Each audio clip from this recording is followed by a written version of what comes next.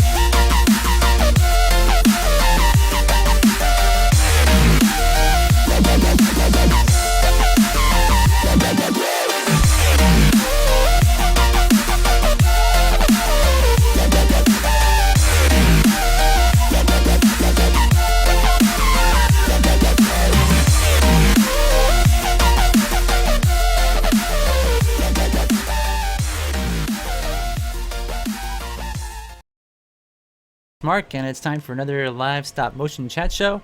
And so tonight, let's see here. Tonight we actually look at our monthly challenge entries, and so far it looks like I'm gonna hit refresh just to make sure. We've got 2 entries that were submitted, and it's a little bit less than usual, but I know that some of our regular challengers, I guess you could say, have been busy. Like Clay Mara just moved into a new apartment, and so you know, lots been going on out there. Also, of course, for those who were on Christmas vacation, of course everybody's back to work and back to school. So let's see. So the topic was camping, and let me see here. So let's see here. Who won the last one? I can't remember now already. But basically, the way it works, if you guys haven't watched this before, if you're new here, and I think there are some new people. Basically, what we do is we take a. Sorry, I just had a candy, so I'm salivating a lot. So basically, what we do is the topic that we've chosen.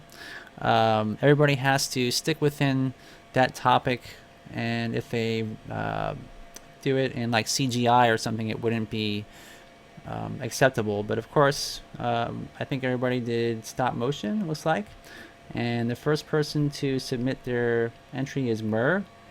The next one is Big Boss Ross.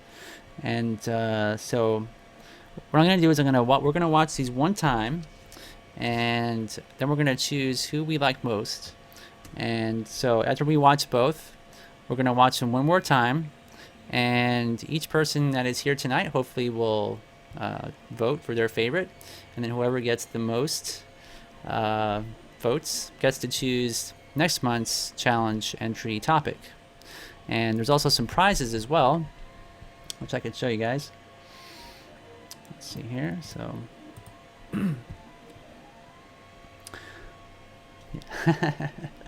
so SG1127 says, "I'm salivating too." Anyway, the prizes you can see in our store. They're downloadable tutorials, and so some of these, I've made these tutorials so long ago that I'm not really happy with the way they turned out. I think the first one I did was how to sculpt puppets, and I think that I made that one in about 2002, so that was a long time ago. And so the editing is not the greatest on these, but the actual content is, really good, I would say. I mean, the fact that, if you want to learn how to sculpt or animate, pretty much everything that you need to know is in these videos. So the winner will get to choose which one they want, and also they can get a copy of Secrets of Clay Animation Revealed 3. And that's basically a book that covers, every single topic out there, from tie downs to making different armatures and making eyeballs and how to sculpt. There's the build-up technique that Willis O'Brien used and Ray Harryhausen used. So pretty much everything, everything I could cram in there. And there's also a lot of great interviews as well. Okay, so back to our challenge. So the topic was camping, and so the first one is from Murr, and he says, "Here's my second attempt at animation, Terror on Bear Mountain. Thanks for watching." So this one is a little bit over a minute long. So I'm going to open it up here, make it big, make sure the volume's on, and let's check it out.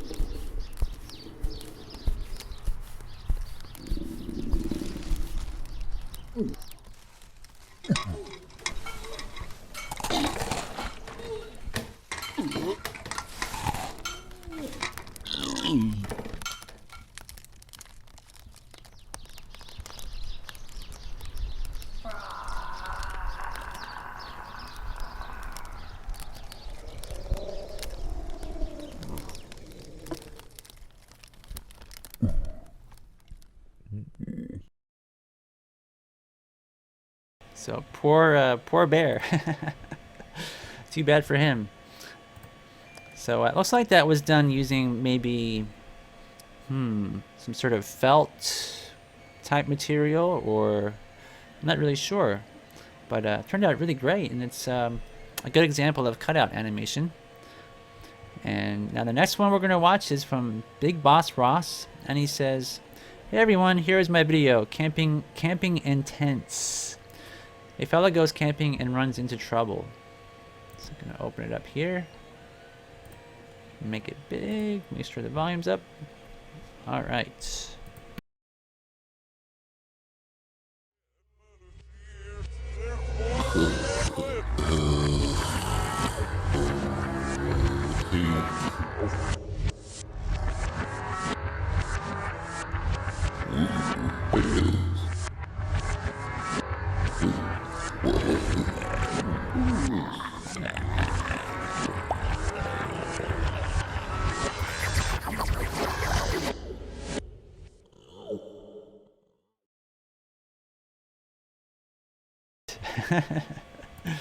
So I don't really know what the meaning was behind that, but I think that the fact that there is no meaning is kind of cool.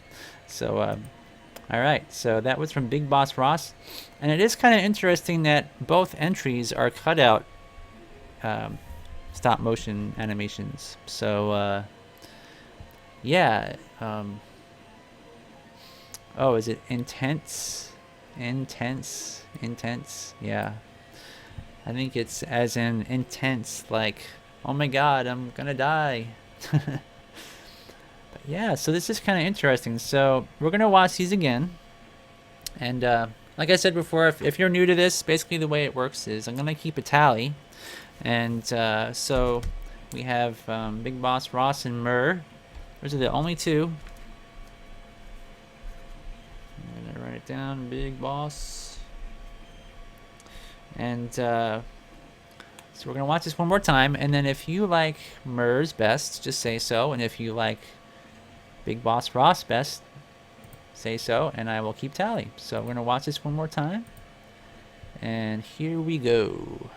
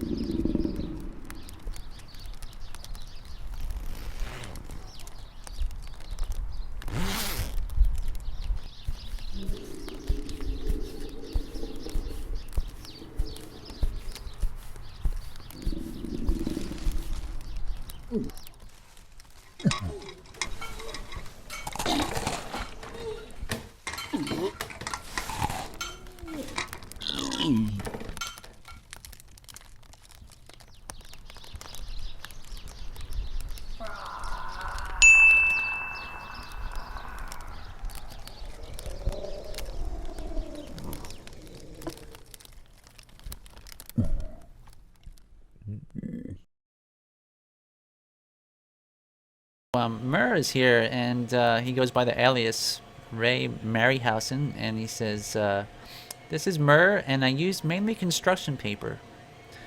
All right, well that looks really good to me. Really nice. So, does anybody want to vote for Murr tonight? So we have Murr and Big Boss Ross. We're gonna watch Big Boss Ross next.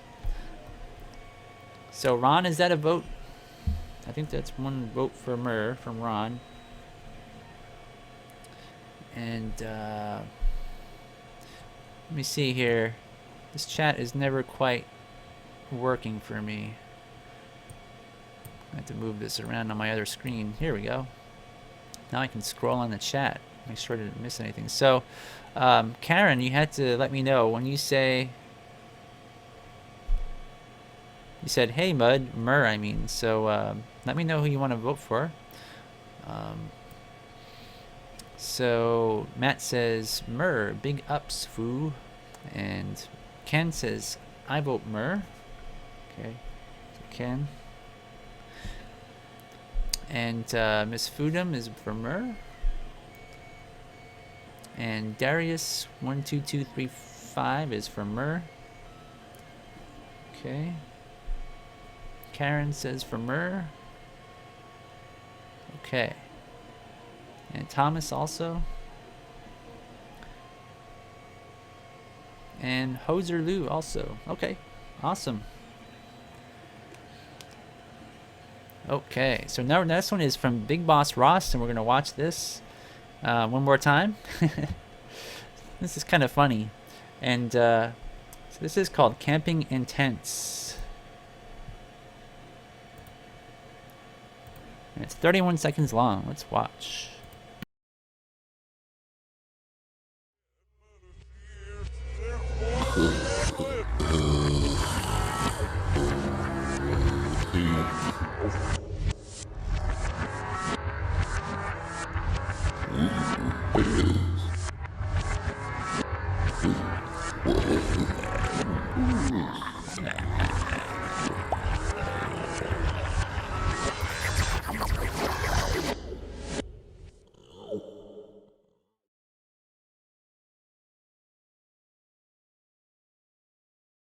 So so far we got 10 votes for Murr, and we got 1 now for Big Boss Ross.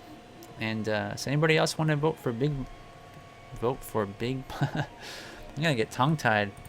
Does anybody else want to vote for Big Boss Ross? And so his description is: a fella goes camping and runs into trouble. I would say.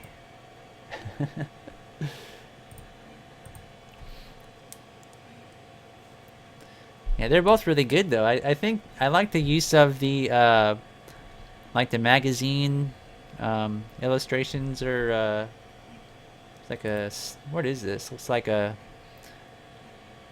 I don't know, Medusa head or something, and then we got like a couple of arms, everything kind of thrown together. It's pretty neat.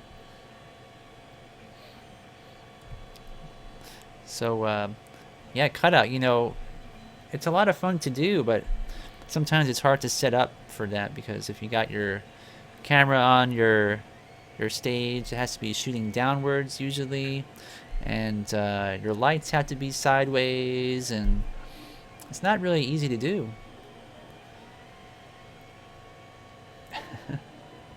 So Jason says, love your sound, boss. So let's watch this one more time since it's on there.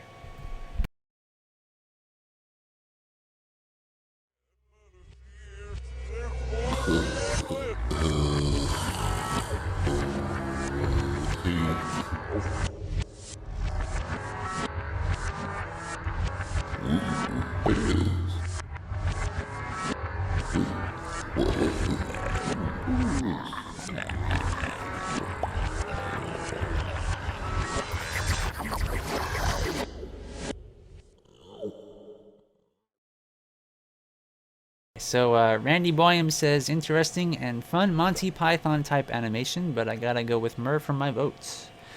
Alright, well, it seems like everybody likes Murr's the best tonight. I personally like them both. I think they're both unique, and I like the mixed media, cutouts and hand-drawn elements to Big Boss Ross and Murr. I like the backgrounds look really cool. I thought that I think that, let's see here, it's gonna play, there we go. The opening titles are really neat as well. Still say it looks like felt material, but, and all this kind of abstract background, like gold elements and blue and turquoise, looks really good. But alright, so it does look like Murr is the winner for tonight, so congratulations, Murr. And if you, what I'll do is I will send you a message later on animateclay.com and let you know that you can choose a prize, and also you have to choose a topic as well for the next challenge. So we can do that all later. And thanks everybody for voting. Wow, so that's pretty fun, and it's always interesting to see how people solve creative problems, when they want to tell a story, or even a short one like this, how they go about doing it, and how it's so unique all the time. And I don't think there's no two stop motion films that are alike, for sure. And so Ken says, I like the fire and butterfly, and says that there's a nice illustrative quality to the whole thing. Yeah, there is. Very, very nice. All right. So hopefully we'll get some more people to join the next challenge once I post it up on the site. And what I will do is when Murr comes up with the next topic, is I will go in here and let's see. So most likely, unless we get more spam for some reason, we keep getting spam like every day. I keep deleting it. But the next topic will be at the top of our monthly challenges forum thread here. And so make sure to check it out. Alright, so now moving along. There's been a lot of excitement over Laika's new trailer that they released for Kubo and the Two Strings. And I think the animation looks amazing. I don't know if you guys have seen this already. I mean, I think most of you probably have. If you're into stop motion, you've probably seen this trailer already. But if not, it's one of the most amazing trailers I think so far. Um, it seems like the complexity of their puppets and their animation just keeps getting better and better. And I don't know. I think the reason being is, I think the group of people there are really starting to get to know each other well, and sort of are able to collaborate better over time. I know there's a lot of people at Leica that are sort of regular employees almost now, which is rare for stop motion. And so anyway, let's watch it and then we'll talk about it for a bit.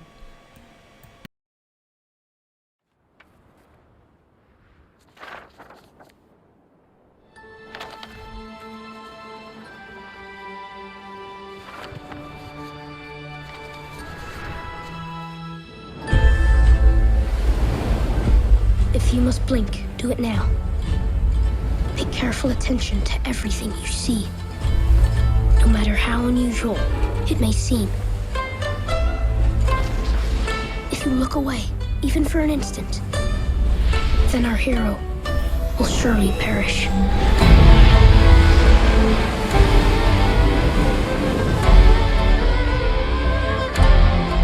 It is time to follow my own path. My name is Kubo. This is my story.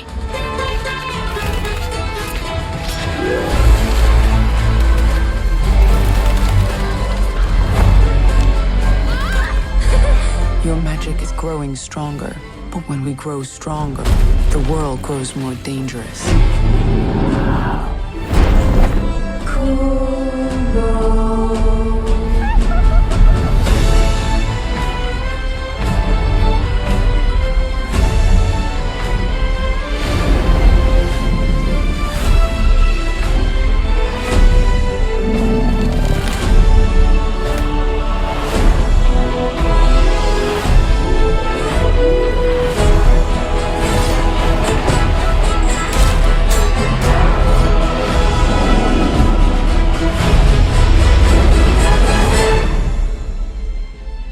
You've got my attention. I promise I won't even blink.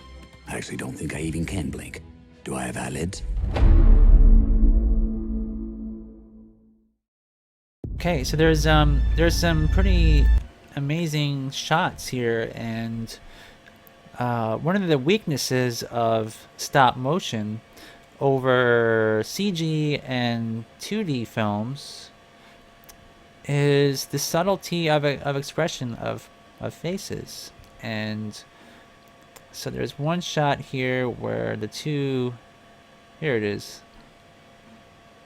I don't know if you guys caught this, but watch this shot where is that Kubo? Is Kubo the actual kid's name? I should probably know. But watch his face here. Now, it's a really short scene, but this is something that was not able to be done really ever before 3D printing technology came about. And Henry Selick, of course, is the person who kind of pioneered that for Leica on Coraline. But you'll notice like this little subtle facial expression here. And you can see like the eyelid getting slowly bigger, right? And even the frown is going down lower. And it looks to be all replacement faces. Actual stop motion. It doesn't look like they've done anything in CG here, because it's got that sort of little bit of pixelated look to it. It's like the paint that they use on the replacement mouths or faces does not match exactly. So it's such a subtle thing, and that's how much Leica has really refined stop motion, and it's never been done before. And so I don't know, I mean, they keep pushing the boundaries farther and farther, and to me, just the fact that they can add this subtlety like that is just amazing. And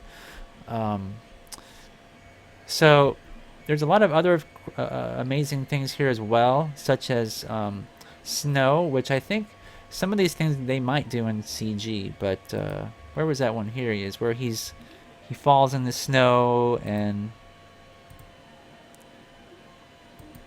they don't actually show the snow like moving here. He's already in the ground, right? So they might be getting around the problem of having to animate, small blobs of snow, just because of the way that they frame the shots and edit things like that. So, but this monkey character also has a lot of hair on his body, which are sort of clumped together in little bits.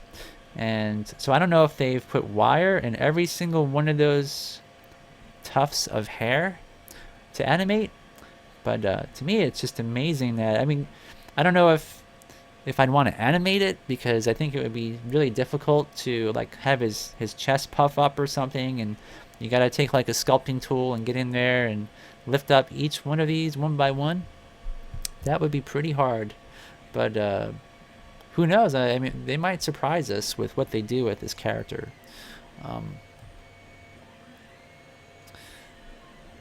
So Ron says maybe they intentionally went for that anime look for that expression.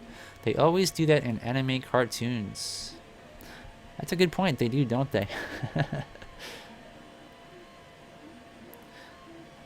So I imagine, there's going to be, of course, a lot of CG stuff, which they're going to do, probably have skies and, all these falling elements here, maybe also partly CG.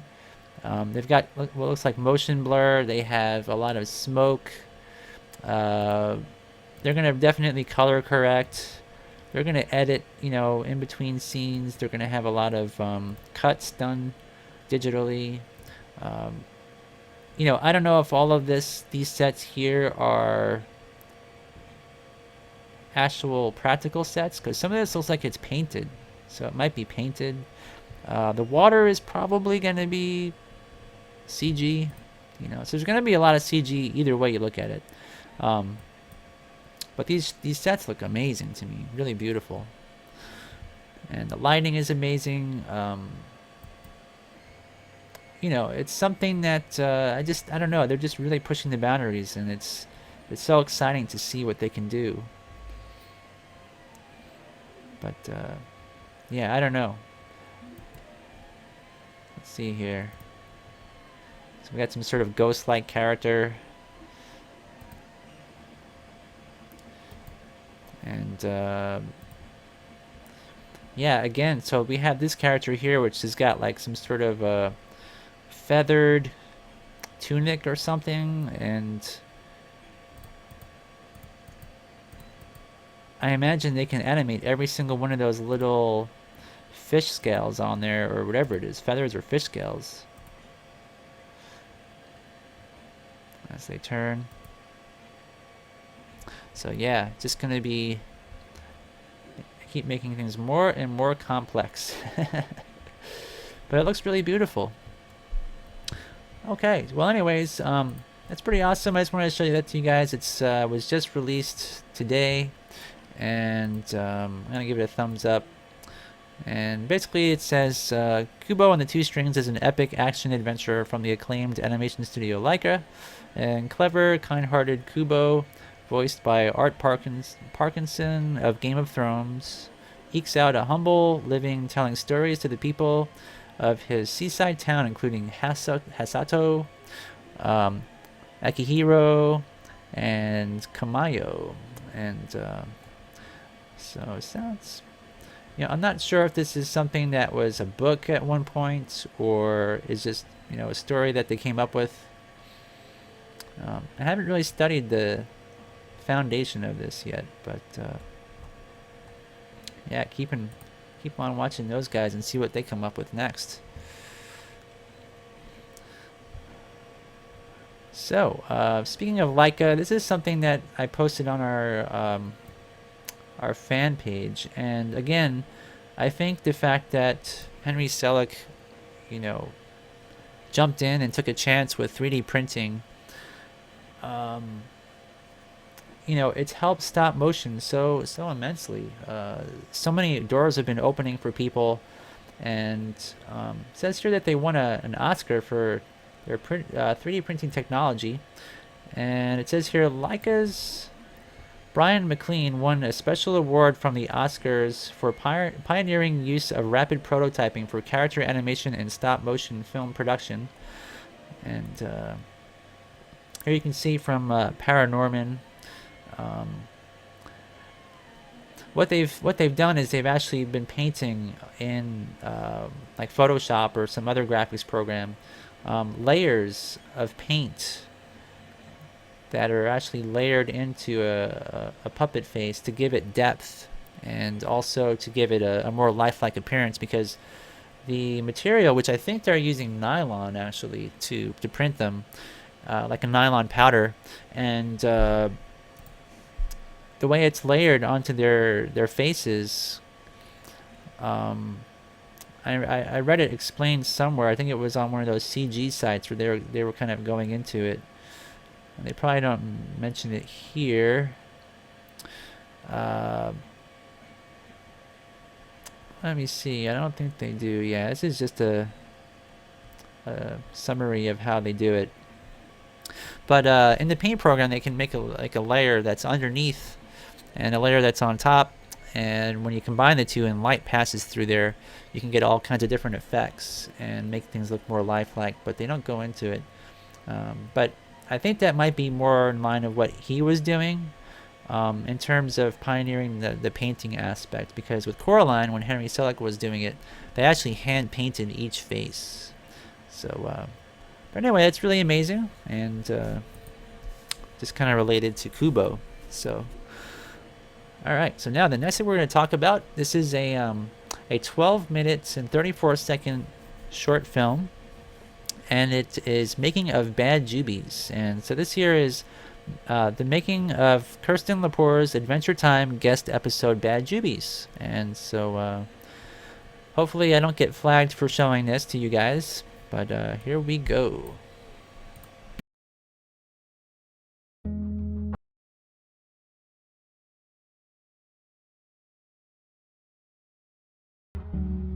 There is an imperfection to stop motion that makes it perfect.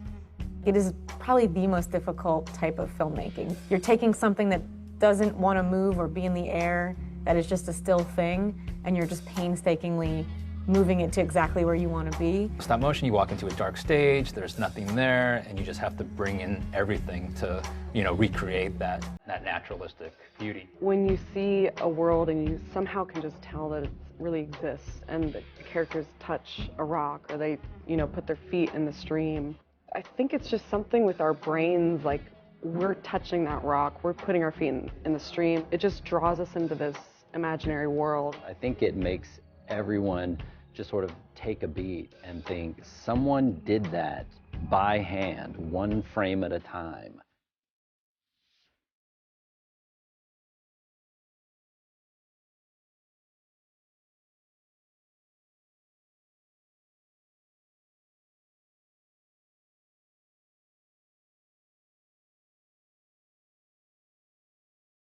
A guest-directed episode is an episode where we take an outside director and just pretty much give them free rein to do their version of Adventure Time. And we've done 3 so far, one directed by David O'Reilly, one directed by Masaki Iwasa, and this will be the 3rd, directed by Kirsten.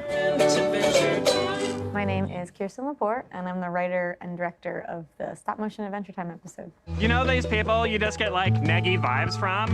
Yeah, like Bad Jubies or something. Totally. They just put everyone in a whack mood with their bad jubies. Kirsten is the perfect fit for Adventure Time because of the simplicity. I just think her aesthetic and her style is like a perfect fit. When you do any kind of animation, you are always striving for an emotional impact.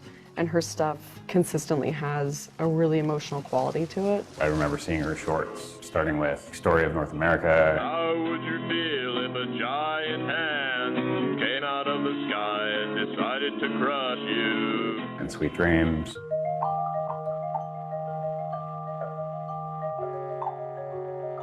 And then Bottle.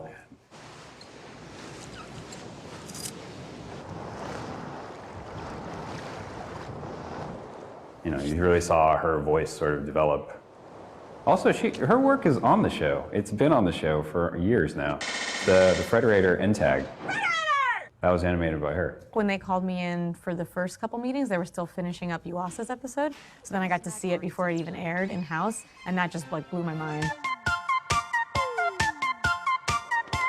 So I had a lot to live up to. Everybody here under the Bix Pix roof is familiar with Adventure Time. It's kind of an unexpected bonus. I'm glad that it went to them. When it was mentioned, we were like, wow, that would be so cool to bring this show into the stop motion world. Especially something as exciting as Adventure Time, to be able to like kind of give it your own little spin, that's like a dream come true. I think Adventure Time, the style of the show, really lends itself to stop motion because it's more about shapes and less about literal drawings of people.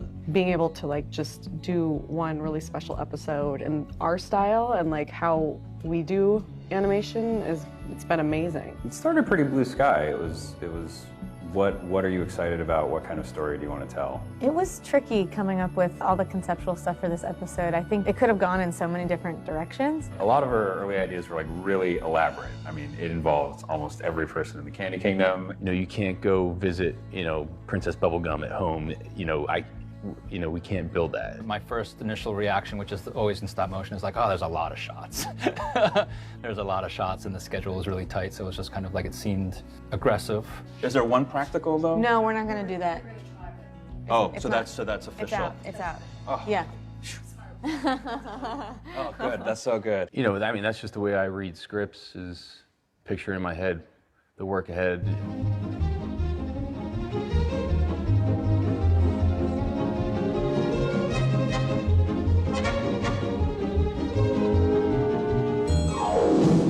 So Jason's our production designer. He is incredible. Everything that you see in terms of props and sets and all these little details, that's all his genius. Talking to Kirsten, I was looking at her storyboards and I said, well, we can't build a tree house. And then looking at the rest, I said, well, I don't have time. We can't build a forest. We can't do trees. It's gonna take too much time. So there's 3 different sizes, foreground, and then our slight background, and then we've got our mini guys that we can do on our background cutters. I saw running water. I was like, running water, there's just no way. It's basically gonna click and register every time the animator turns it, so the water moves. It got to the point like, what is this episode's gonna be in a field somewhere, you know?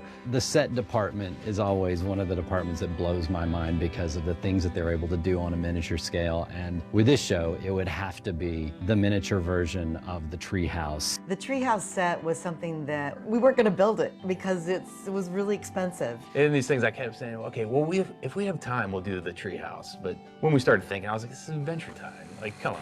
You can't not have the treehouse. The treehouse just has a million details in it. Like, Jason is meticulous, looking at all these still images of the show, making sure that everything is exactly how it appears in the show. And there's been a couple extra little bonus things that Jason is just, maybe, you know, if I have time, I'll build it.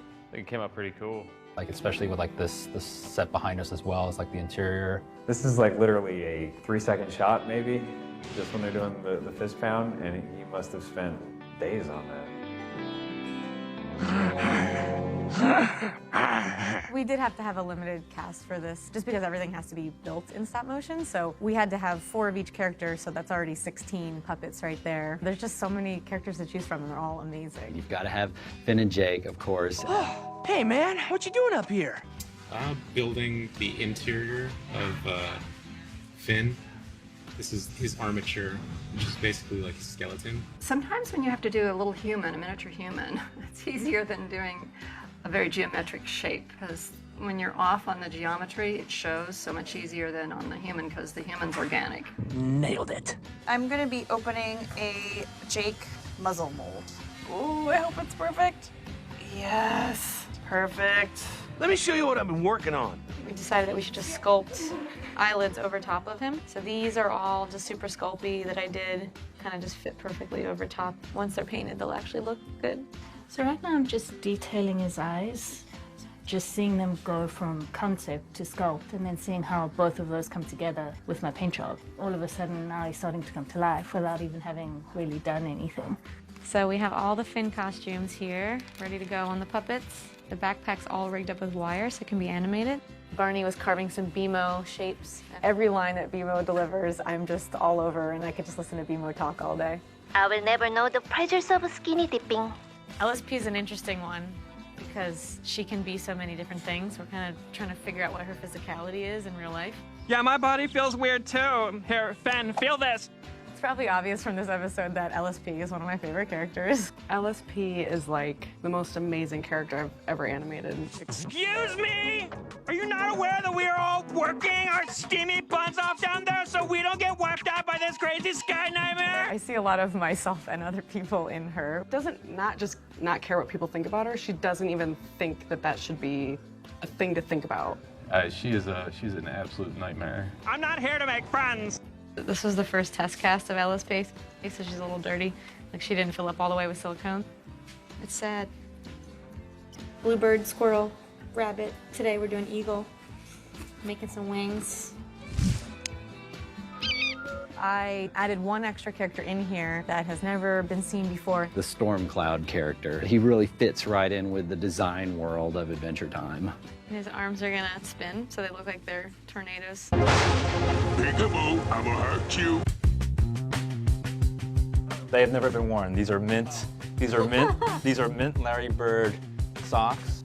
This is a good omen. One of the greatest basketball players to ever play the game. On every show, we have to be christened by Larry Legend. Okay, cool. Good morning. How are you?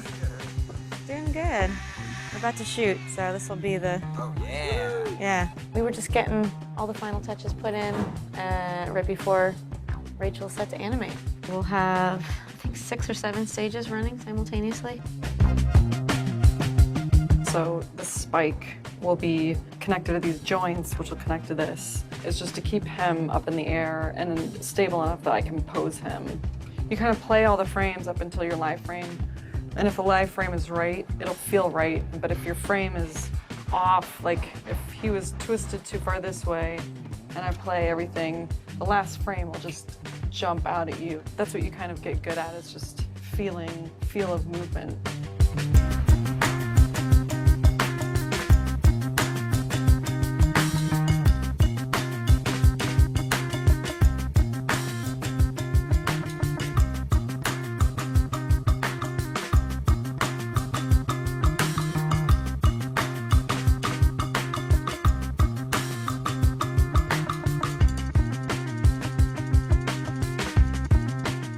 I was a little nervous when everyone came to visit. This place is cool. I want to work here. Cartoon Network is more than welcome to come over here anytime. Getting to meet the Adventure Time crew was really a huge kick. And it was pretty exciting to show the whole crew around. So that being said, let's go out on the stages and see what these guys are doing. This is their world, and they're seeing it, in 3D. It's like their eyes just kept getting bigger and bigger, just trying to take in all the information. It was good to see that, they get really excited, and I did get to chat with Penn when he was walking around. Penn, the creator, was there as well, so I was like, ooh, what's Penn gonna think? She stuck all those pins in the bunny's butt. Spoke to Penn briefly, just showing him the tree house and the static grass. I was so pleased that he really dug the environment and what we were doing here. When other people see it for the first time, it's always reminds you like, oh, this is amazing. I see nothing! When you work on something for a long time, sometimes you sort of become blind to it until you see somebody else's interpretation of your work, and it sort of refreshes your energy. Their enthusiasm for seeing what we do, reminding us why we do this. I was really pumped just to share that with them. This is one of the nicest things anyone's ever done for me. Howdy! This episode absolutely has so many great moments and terrific one-liners. I think it's turned out really awesome. I hope it becomes a fan favorite. Adventure Time fans are definitely gonna have something to say. I mean, my hope would be that people see it and they're like, can we make an entire season that looks just like this? I could see another special, another episode. Hint, hint, wink. Great that I get to go to work every day and just make things with my hands and make them come to life.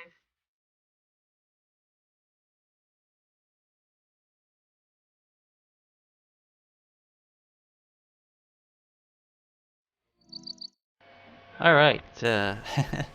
So Ken, you scared me for a moment. I thought maybe the video died or something like that. But yeah, so 21 people. That's great. You know, last night, I don't know if you guys are my friend on Facebook or not, but if you are, you might have noticed that I posted a video to a twitch.tv channel. And this guy, there's a guy who plays music on a piano and just entertains people. And I think he had at one point like 60,000 people watching him live. And I thought, how the heck can somebody, you know, keep their cool and not freak out with 60,000 people watching you? But anyways, yeah, so Good Jubies, the making of Bad Jubies. I imagine, now when was this put out? This video was released on what date? January 14th. So I'm imagining that this is probably already out there on television. I'm not really sure the entire episode, but yeah, I don't know if anybody's, probably somebody in the comments has mentioned it already, but that would be a lot of fun to watch that entire episode. And I guess they collaborated with the 2D animators, and the 2D animators were, of course, you know, amazed. The sets and just the style is really great. Very clean. The puppets are very nice, and the colors are just, they're vibrant. So yeah, I mean, it seems really exciting. But all right, so now maybe we should talk about, well, let's see here. I've got two other things to talk about tonight. What time is it? 8:43, so maybe 15 more minutes. But maybe I should just quickly mention that, you know, they make heavy use of these rigs, and that's something that a lot of people that I've seen on our monthly challenges don't really make a lot of use of our rigs. And okay, Karen. Well, thanks for stopping by. Karen says, "Bye. I'm going to bed." So have a good night. Thanks for stopping in. But rigs are so important in stop motion, and I think the main drawback is that a lot of people don't know how to remove those rigs later on after they've inserted them to make their characters float or fly or jump. And so maybe we should devote an entire show sometime, maybe next week, or on flying rigs, because it's so important. There's so many ways to do it. You can use regular old fishing line, and you can use, you know, metal made rigs as well that you can have ball and socket pieces like this one does, or you can have gears that can move things up and down. They call those model movers. So if you guys have ever been on a stop motion set before and someone says they need a model mover, you know, they're referring to that specific type of rig that usually has a little gear on there and can move a puppet up and down, and you can slide them across the floor.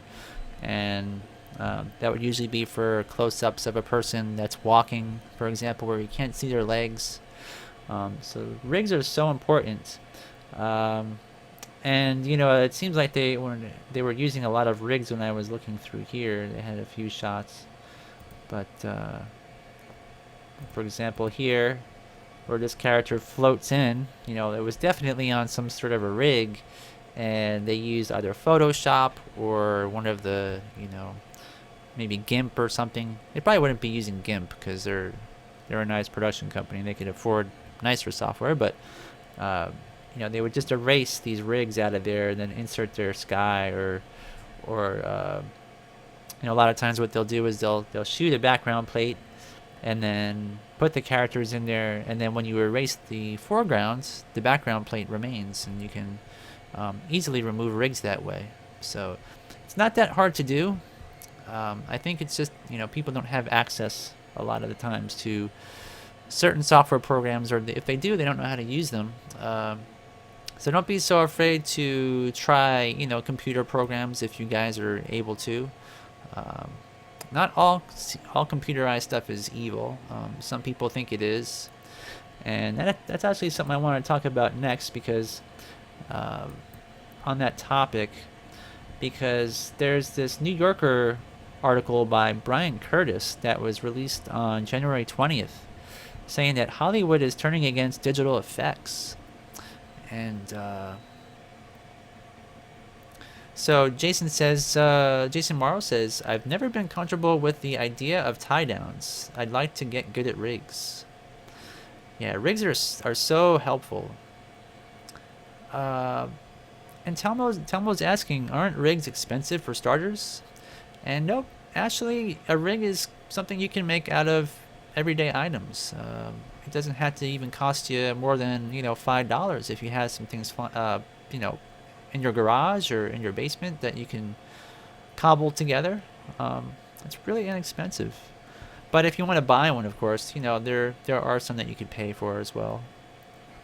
So there's this kind of thing that I've noticed, that there's been a lot of articles on people turning against digital effects, and this article here goes into to basically say that most people don't really care about all the explosions and mass armies of orcs and goblins fighting each other with a million arrows, and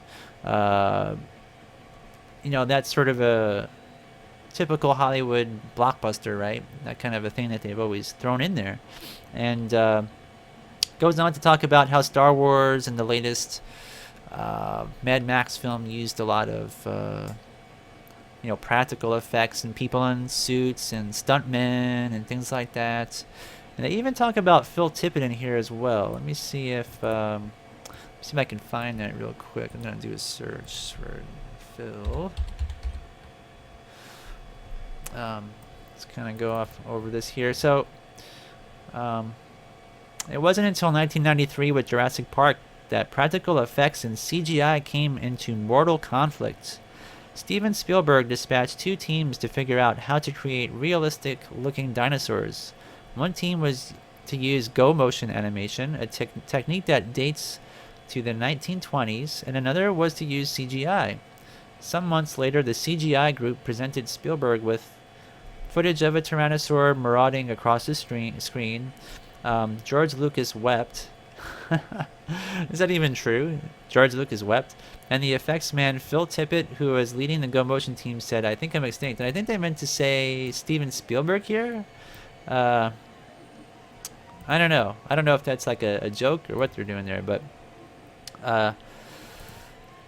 so, this is kind of like a story that we've all heard before. And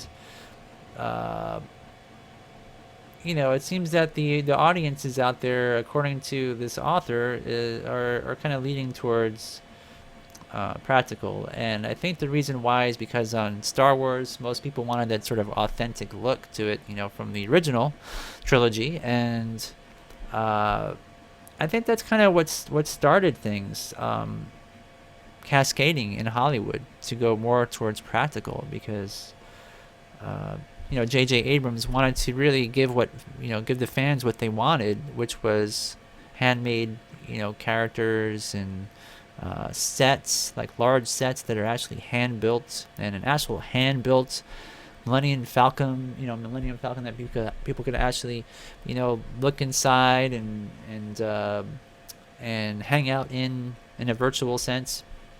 And so yeah, I don't know what you guys think. Is that maybe a little bit too harsh to say that there's like a mass exodus of people turning against digital effects? Because I don't see digital ever going away personally, but I think maybe there's going to be more of a balance.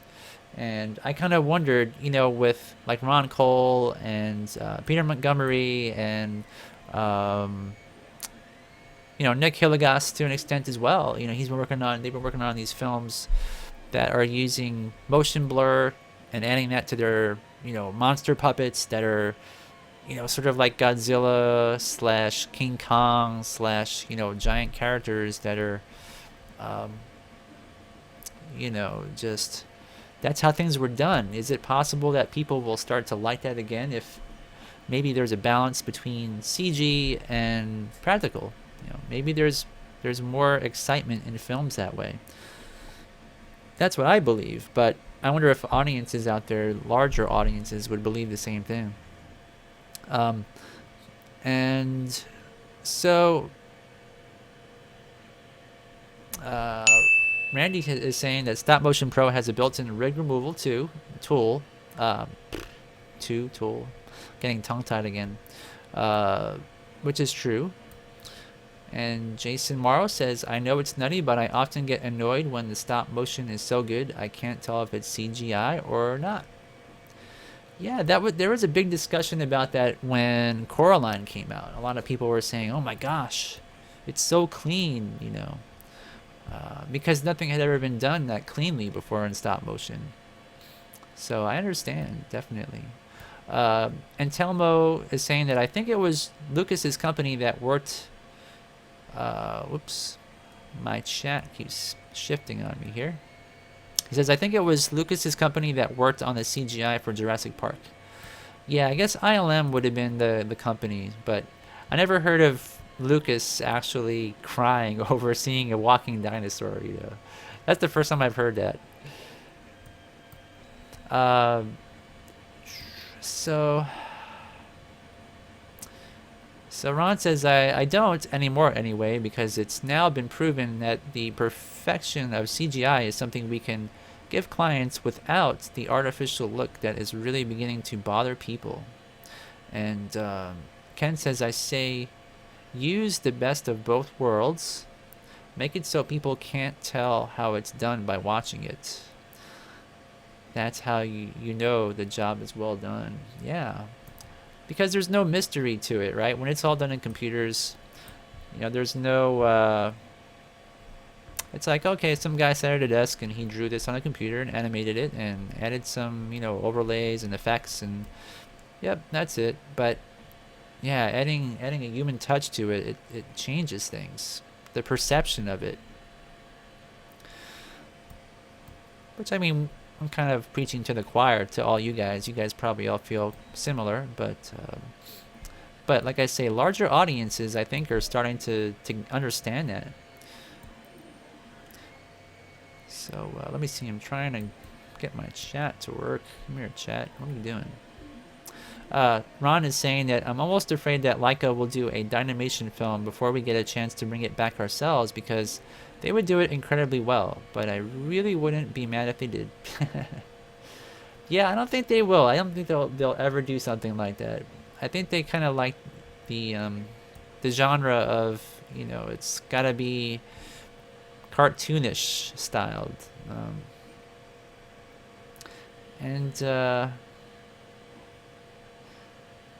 So Ken is saying, I love the new Godzilla. Those effects looked amazing.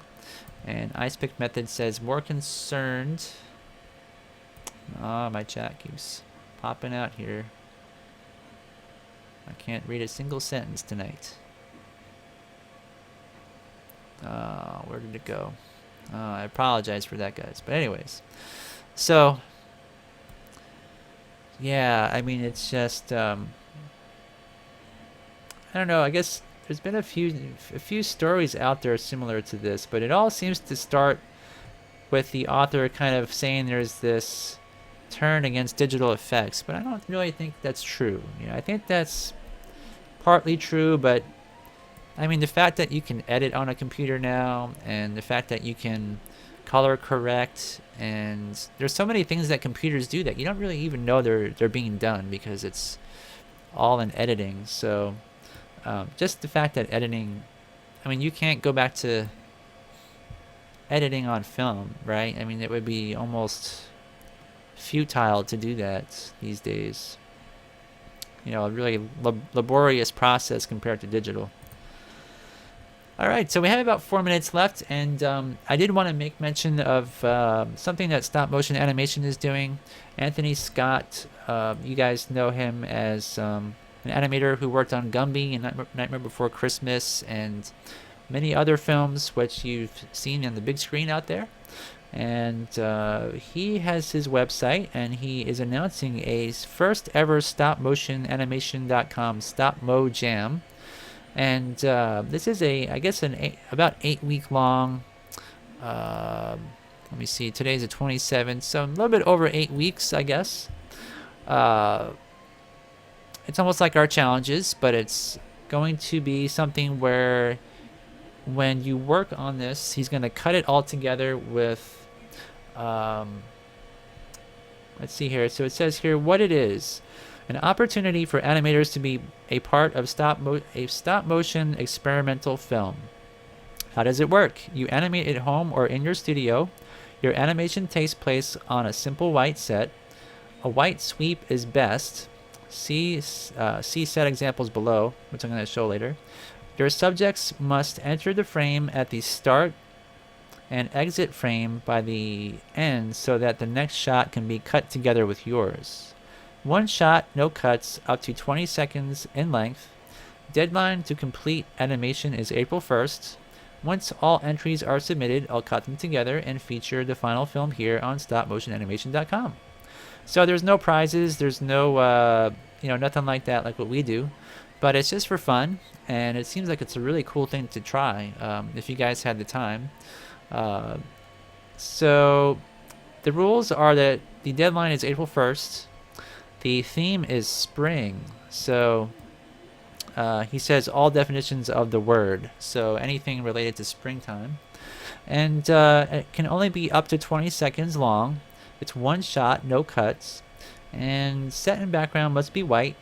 And your shot must start with a blank white frame and end the same way. And puppets can be made from clay, paper, foam, wire, sand, whichever material you can utilize to create your design, but it must be stop motion animated. No Legos, action figures, toys, or store-bought items are allowed unless it is modified. Either painted, covered with paper, or clay. The goal is to make a handmade experimental film. Stop motion puppets, 2D cutouts, sand, painting, pixelation, all handmade animation techniques are allowed as long as it is against a white field. Audio, dialogue, and sound effects are allowed, but no music. And I believe the reason why is because YouTube will probably flag it for copyright reasons. And he says, I will try to either have music composed or find music that fits the whole film if needed. Content must be okay for kids to watch. Please, nothing political, etc., etc. And also, there's these technical guidelines. It must be 24 frames per second. Must be 1920 by 1080, and compression codec is H.264, probably because he can't edit other types, perhaps. And then once your animation is completed, you need to send him an email, and he's got a little link here as well. He's got some photos of what the set should look like. Here is a simple white sweep that he's talking about, which you could probably buy a piece of paper like that, where I guess probably in like a office supply place, I'm thinking. Trying to think where you can get that. I think Walgreens. I don't know if you guys have Walgreens where you live, but I believe in Walgreens they have different kinds of large cardboard pieces like that that are halfway between paper and cardboard, like a really thick stock. I bought some in the past. It's like they got green and red and white and black and so forth. So shouldn't be too hard to find that. And so yeah, sounds like it's really cool. And here's just an example of a down shooter as well. So you see that.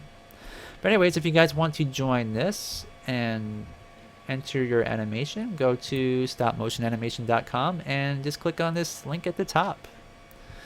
All right, so let's see. So Thomas says, the jam sounds like such a great idea. I'm trying to think of something to shoot for it. And Ron says he doesn't want music in it. I think his concern is copyright problems. And Jason says, so anything goes, and I guess so. And Thomas says, I think he is also planning to add a soundtrack to tie it all together. All right. Well, anyway, guys, that does conclude our show. It is past 9 o'clock here. So thanks for stopping by. And if you guys have any topics you want to talk about next week, just send me an email or a message on Facebook. And I will see you guys all next time. See you later.